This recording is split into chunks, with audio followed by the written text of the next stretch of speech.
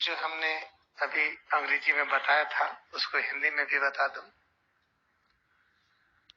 किसी ने प्रश्न किया है कि क्रिया योग से कर्म का जो बंधन है कैसे खत्म होता है। कर्म बंधन एक कुछ स्पेसिफिक एक वर्ड है। This is specific word how karma are burn by kriya yoga. इसका लिटरल ट्रांसलेशन है कि क्रिया योग से कैसे कर्म को हम भून सकते हैं, जला सकते हैं।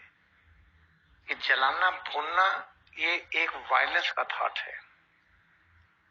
इसका और अच्छी तरह से ट्रांसलेट करिए तो क्या होगा, हम कर्म बंधन से कैसे मुक्ति पाए। कर्म बंधन तरह तरह के होते हैं। माँ बनने का कर्म, पिता बनने का कर्म, भाई बनने का कर्म, मित्र बनने का कर्म और अनेक प्रकार के कर्म हैं। कुछ हम खेती का काम करें उसका कर्म, कुछ जानवरों की सेवा उनसे बंधन है, तरह तरह के कर्म। लेकिन जब इस तरह से कर्म बंधन से मुक्ति का सोचेंगे बहुत वर्ष लगेगा, लाखों लाखों वर्ष। इसलिए हमें सोचना है कब हम श्वास से मुक्त हो जाएं, बिना श्वास के हम इस तरह से बोलते रहें। कब हम पैरों के बंधन से मुक्त हो जाएं, बिना पैरों से चले हम चलते रहें, बिना हाथ से काम किए हम करते रहें, बिना वाणी का प्रयोग किए हम बोलते रहें, बिना कान का प्रयोग किए हम सुनते रहें। इस तरह से कर्म बंधन से मुक्ति की बात है। तो कैसे होगा ये? याद रखिए, स्वामी तीसरा गिरी कितने ऊंचाई पर थे कि महातार बाबा जी ने कहा कि आप एक सदग्रंथ लिखिए जिसमें पश्चिम का धर्म पूरब का धर्म एक हो। तो होली साइंस लिखा, होली साइंस आपको दिखा भी दें। इसको लिखने के लिए निवेदन किया था महातार बाबा जी और कहा था जब ये पुस्तक कंप्लीट होगी, लिख करके पूरा करेंगे, मैं फिर आऊंगा। तो जिस रात को लिख के कंप्लीट किए उस दिन सुबह फिर महातार बाबा प्रकट हो गए स्वामी तीसरे के सामने। तो उसमें इतने खुश थे। पहली खुशी तो ये थी कि किताब पूरी हुई। बाबा जी ने कहा था दूसरी खुशी है कि बाबा जी आ गए। तो इस खुशी में इस तरह से मदहोश हो गए कि जो एक मानवीय विचारधारा है उसमें प्रवेश कर गए। कहने लगे गुरुदेव चलिए घर पवित्र कर दीजिए। कहते नहीं नहीं, हम साधु लोग तो वृक्ष के नीचे ही रहते हैं। कहते सर रुके रहिए, मैं कुछ प्रसाद ले आता हूँ। दौड़े दौड़े गए मिठाई फल आदि लाने के लिए। आके देखे बाबा जी का है। फिर को ढूंढे रेलवे स्टेशन पर, न जाने कहां कहां। भूल ही गए बाबा जी को ट्रेन से चलने की जरूरत नहीं है। इसी तरह से जब हम लोग इमोशनल होते हैं, मनोभाव में होते हैं, तो ऐसी बातें करते हैं जैसे बच्चों की तरह होता है। वही तीसरी जो पल भर में 50 पाउंड का वजन बढ़ा लिए थे, एक तीसरी लहरी मासे के दर्शन के लिए गए थे। कहते हैं क्यों बाबा जी को देखा?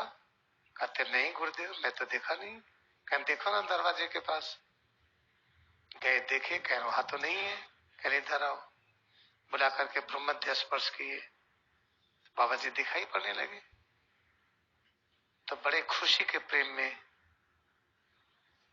एक गुस्सा दिखाए और उसे प्रणाम नहीं किए, न झुक करके पैर छुए। तो कहते बाबा जी तुम नाराज हो? कहते क्यों महाराज, नाराज क्यों न हो? आप चमत्कारी ढंग से प्रकट हुए फिर गायब हो गए, हम तो ढूंढते ही रहे। अरे आप रुक करके आशीर्वाद दे देते। कहते नहीं मैं वही था, पर मन की चंचलता में हम खो गए थे, तुम्हें ढूंढ नहीं पाए। आज भी देखो मैं यही था, तुम खोज नहीं पाए। ठीक मैं प्रकाश के पीछे उस समय भी था, आज भी हूं। प्रकाश क्या है? दृश्य जगत। तो दृश्य जगत के पीछे क्या है? सूक्ष्म जगत, कारण जगत। जब तक सूक्ष्म और कारण जगत की अनुभूति नहीं कर पाएंगे, ऋषि मुनि दिखाई नहीं पड़ते और हम सच और गलत पहचान भी नहीं पाएंगे। तो सूक्ष्म जगत में कैसे जाएं?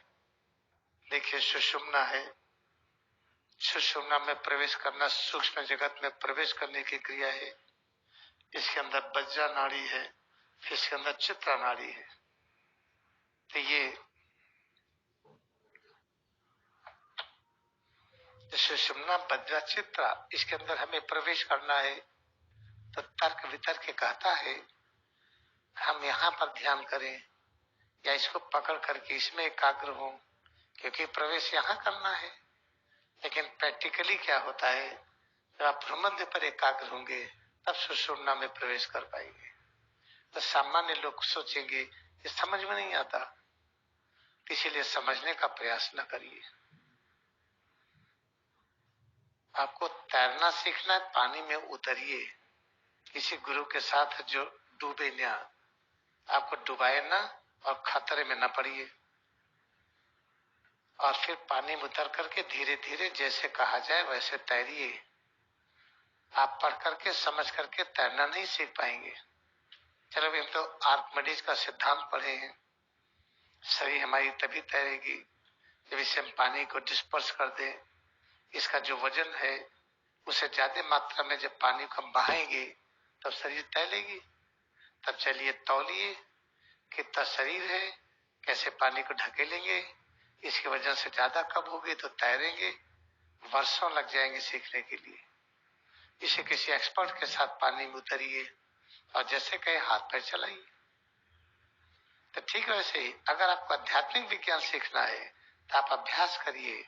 बहुत ज्यादा लॉजिक के चक्कर पड़ेंगे तो फंस जाएंगे।